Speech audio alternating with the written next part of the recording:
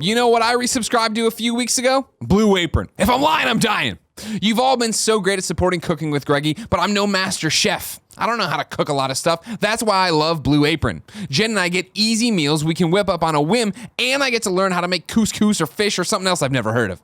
You sign up, pick your menu, and they deliver pre-portioned ingredients with step-by-step instructions. You just follow along, make the meal, learn something, have a good time. They've even included this handy little flow chart the last time I did it. It teaches me how to make sauce from the fond. It's got wines on there. It's like a flow chart. Like I said that. It's cool. I'm going to laminate it. Again, this isn't something they wrote for me. I'm literally telling you things that are happening on my couch. If you know a good laminator, hit me up. Check out this week's menu and get $30 off your first meal with free shipping by going to blueapron.com/Greggy. You will love how good it feels and tastes to create incredible home-cooked meals with Blue Apron, so don't wait. That's blueapron.com/Greggy. Blue Apron, a better way to cook. I used it at home.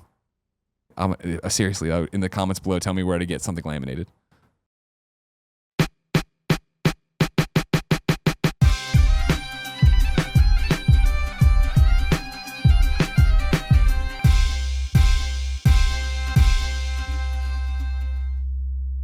So, Elyse, I want to talk to you about Muppets and puppets. Can I sing the mana?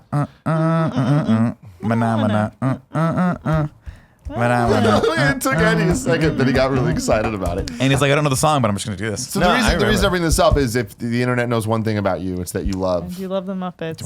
You love them Muppets. They Nick won't let me Scarpino forget it. also loves Muppets. No way. Okay, so I didn't know that. mostly my touchstone for the Muppets, not bad, right? I like it. Is Muppet Babies. Okay. Okay, so when I was a kid, I remember watching the Muppets. I remember watching Sesame Street, all the Jim Henson Studio stuff, and I don't have a lot of like deep memories with the live action show. But when it came to Muppet Babies, they had me when they did the Star Wars episode With the classic with Kermit Skyhopper. Mm-hmm. Do you remember any of the other names? Man, I don't remember those names. I saw Muppet Baby. Like, I watched them all, but not in 20 years. I feel like I was too young. It was. man. I think it was. I want to say Fozzie the Bear was Chewbacca the Wookiee. I can't remember the other ones. Animal. They'll have to come to me. But I just remember thinking, wow, this is a really, really cool, well done cartoon. And then I go back and look at some of those older episodes of the Muppets, and I'm like, what a fucking wildly creative thing. Wow. And I remember when Jason Segel and that team was trying to bring the Muppets back, and did in fact bring the Muppets back to movies. I just remember being very happy that I'm glad we live in a world where the Muppets are relevant again. Because they represent to me one of the height of human creativity. You're literally like they just were like, you know, and it's a weird thing to say because it's a weird thing to think of, like these puppets, these Muppets, these marionettes taking on a life of their own. But like they're just a very special thing to me. To me, it's the movies. It was the Muppets Take Manhattan, the Muppets, the Great Muppet Caper, the Christmas Carol, the boat one, and then Treasure Island. Muppet Treasure Island. My wife really loves Muppet Christmas Carol. Like we watch that every year, whether I want to or not. We have to watch it because my sister-in-law loves it as well. Scrooge really scared me in that. I didn't like him. And Michael Caine? my wife. That was Michael Caine? Oh yeah. Oh my God. I'm Michael Caine. I just can't see that now. Holy shit. It's Michael Caine, man. My wife loves the moment where the rat kisses Gonzo's nose. The rat and Gonzo, I could always relate to because of me and Kevin. Yep. Like for some Kevin is Rizzo. Kevin is 100% Rizzo the rat. Rizzo and goddamn Gonzo right. are Like the a count, great right. pairing. And also Rizzo looked so cool because he always had the cool jackets on. And that voice, Rizzo. You know, he had that kind of New York accent with like the I it was so love that. fucking good. But Wow, what brought this on again? Are you a huge Muppet fan? I do love the Muppets. Like, I mean, I've always been kind of into the Muppets specifically. I like other forms like claymation and stop motion. There's just something to me always about the Muppets that just maybe just because of how genuine it is and how the comedy was always it was never malicious. No. In a way. And I mean, puns especially, like the Muppets. If you watch the old Muppet Show or even Muppets Tonight, that's all that was too. But like, yeah, I think of the Muppets in weird, different, compartmentalized ways, much like you do. Mm-hmm. Like when they first, kind of were a thing, it was like SNL. The Muppets were on SNL. That's right. Jim Henson was making Muppets for that. That's right. And everyone hated them. Yeah, everybody hated them. And it was like they hated working with them. It's like, let's have Muppets in prime time. That was the thought, like for a mature audience. And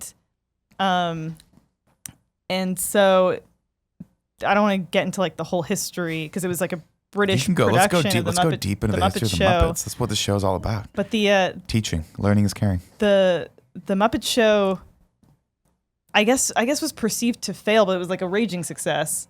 And it was supposed to be for a more mature audience, but it was weird because it came out with this more like targeted toward children feel, especially like post Muppet Show and all the movies. And that's kind of my relationship with the Muppets. It's not as much the mature, like, let's do a late night show thing, but maybe some of the variety show aspect, but more of the like, here's a group of characters that there's a certain spirit to them. And there's a certain element of heart and sincerity and humor without being malicious, humor without being just doom and gloom. Mm-hmm. With the Muppets, it's always like, how can they positive? How can they reunite? How can they save something? The songs are so fun. Yeah, it's except for the Rainbow song. That one, it's real, man. It makes me cry every time. The first dance at my wedding that James and I did was to Rainbow Connection, to Kermit the Frog, and he was like, it was his idea. He's like, maybe we should do Rainbow Connection, and I was like, no, you don't have to do that. And he's like, no, I think it'd be really sweet. And it actually so adorable. That's great. Was pretty sweet. But yeah, to me, the Muppets are just this like beacon and bastion of light and like goodness. Well, and for me, it's very nostalgic, obviously, because that's my childhood. But I also I get more and more nostalgic the older I get, because as everything goes more and more toward really photorealistic CG, it's still missing that level of live performance that I think the Muppets nailed, right? Yeah, they're puppets, but there are tangible things that are really there. You're getting the performance directly from the Muppet's mouth, right? Which is the performer right underneath them. And so there's something special about that. And we saw it with The Force Awakens, where J.J. Abrams purposely wanted to go back to that style of filmmaking, because there's just something that you can connect with. Even though they're inanimate objects and they're clearly made of cloth, because you can tell the texture, you connect with that on a level that I just don't think you can ever connect with on CG. There's just that physicality to it. And it's funny because like even with Star Wars, I love Star Wars so much, but there's something about the look of the characters, and even if it's like the costumes and stuff, where it's like there's still something impractical about seeing the aliens and their mouths aren't moving when they're talking, because they are just these costumes, right? But then there's something about the Muppets and about any type of puppet, Sesame Street, any of that thing, any Jim Henson thing, where it's like they feel real because they obviously don't look like they're perfectly humanoid or whatever it is. Like they're supposed to be a cloth frog. Right. And it's like watching it, it's funny because there's not too many examples of like animation in live action things, in the sense of like Space Jam or Who Framed Roger Rabbit or things like that. But those movies work so well, especially Who Framed Roger Rabbit, because every animated shot was lit as if it was in real life. So it felt like the live action actors were interacting with real something things, right next to them, even though it's a fucking cartoon, it's obviously fake. But there are moments that you stop believing that, because you're just watching it and you're just like, oh, I totally buy it. And I think that the Muppets has this magic where even from the beginning, you don't really look at it and go, oh, he's talking to a puppet. It's like, oh, that's a character. They're actually going back and forth. Yeah. And there's comedy in the motion. It's like there's layers to it. I think that's what's important, is that it's not just the mouth is moving and it's lip synced, but it's like just the way the characters like move. There's performance. There's actual performance. It's that, and you'd be like, if you look into like puppetry and like skill and technique, just the way that you can like Kermit's face, how you can emote with it in such simple ways to make him look like he's sad by turning his face down. His eyes don't change, but it's just the angle, like it's all those scrunching up in different ways. It's just like the techniques that Jim Henson was pioneering are crazy, getting them to ride bikes. And if you go and you look at the BTS. No, first off, it was always weird when you saw Kermit's feet. Yeah. Always. I was like, don't do that anymore. I don't like that. I don't like when he was like, because he had such long feet. You're like, what? No, that's gooey. He's a frog, Nick. That's weird. I don't like it. Don't leg shame him. I'm not leg shaming him. I'm just saying it was always off-putting whenever they had to run anywhere. I love, and because that was part of the endearing quality of it, was that they were always like at the bottom half of every frame. Yeah. So it'd be like Steve Martin and Kermit's head would be like down here, because that's what you had to do. So I always get in fights with my friends about the Muppets experience at Disneyland. I love it because it's this, we are in a playroom and then there's a theater screen happening. It's and gone, shit's going on. I know it's gone. But I always loved it because it's like they'd be moving around. I'm like, this isn't a movie. These are real things that are happening around me, and I believe it. Like the fucking, I don't remember what their names are. Norman and Oswald. Oh, Statler and Waldorf. Norman and Oswald. Oswald and Cobblepot. Them being up there, like talking shit. It's like it feels right, and it's like that's so cool. There's a video. Those characters are so good. I forget who does the series, but you can go watch this video of the intended plans they had for doing a Muppets World at Disneyland, and it was in the works with Jim Henson and like Disney before Jim Henson died, and then after he died, they kind of just lost interest. Yeah, but I think at that point too, it had kind of worn off. Like, yeah, they weren't as popular. As the blueprints for what that Muppets Land would have been are incredible. There was an idea for a restaurant where like animatronic rats would be bringing you food, and they would stage different theatrical events, like a kitchen fire where a Swedish chef would run out and be like, and like all this interactive. I would have loved that. Yeah, I know. Like, I would have loved that. It was heartbreaking. I don't forget the videos, but I'm sure if you look up failed Muppets Land or something. But they don't have that theater show anymore at California Adventure, right? What they replace? They replaced it with Marvel things. That, to be fair, are pretty freaking cool. No, but I remember like extended trailers for whatever Marvel movie's coming out. Right. It'll be like a 10D experience where it's like they blow shit out. They have the same thing with Star Wars, or are they not doing that Star anymore? Wars has its own thing. That took over Captain EO. Oh, Captain EO. What's next on the docket for Muppets? Is there anything? Well, they just canceled the show, right? Yeah, I mean, I wasn't crazy about that show though. It didn't feel like it had the spirit. Was that the And prime they just time kicked one? out. They just not Frank Oz, but someone's not doing a voice anymore, right? That was big news. Yeah, Steve Whitmire is Steve no Whitmire, longer that's right. Kermit the Frog. But I was having a tough time transitioning to the new voice for Miss Piggy because it's no longer Frank Oz. Frank Oz. He just didn't want to do it anymore, or what happened? He didn't die, Yeah, right? no. He may have just kind of aged. Oh man, if you guys want, have you seen I Am Big Bird, the Carol? Yes. Spinney? Oh my god. Wild. Wow, that's a great if you're looking for something that's just gonna hit you in Destroy the heartstrings, and the way that they train their replacements, these Muppeteers, like decades, because what happened? You know, Big Bird was supposed to be on the Challenger.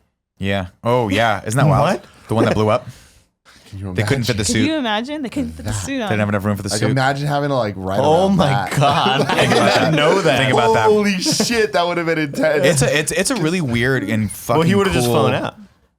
Oh, Andy, Man. too soon. I don't know, man. But yeah, Too soon, Andy. There's no writing about like at Disneyland. Like I love Disneyland so much. Everyone knows that. But my favorite thing is they just want to keep the magic up. So they make sure that two Mickey Mouses are never in the same place. Yeah. So there can only be one Mickey in any line of Land or sight. whatever, yeah. And it's just like they're so dedicated to that. Yeah, imagining if Big Bird followed the same rules. Well, they were like, well, gone. Carol Spinney won't be able to do Big Bird, and if he's getting old, so we're gonna have to. And by the way, he has to do Big Bird like this. yeah, Yeah. So he has to have his hand up like this the entire time. It's the neck. Yeah. And it looks like torture. It looks terrible. There are a lot of Muppets and Puppets they use Waldos for, which is like animatronic or robot controlled. Mm-hmm. But yeah, that it's this forever. So I don't even think he does it that much anymore. I don't. He's Yeah, I special can't remember event. the documentary specifically, but yeah, it's just cool to see that early era as well, and like hear him kind of talking shit about some of the other puppeteers, how they were like drug addicts and shit. Yeah. You're like, whoa, man, this is That was intense. a trippy scene. Yeah, it's pretty wild, but that is a great documentary. What's it called again? I Am Big Bird. I Am Big I need Bird. to check that out.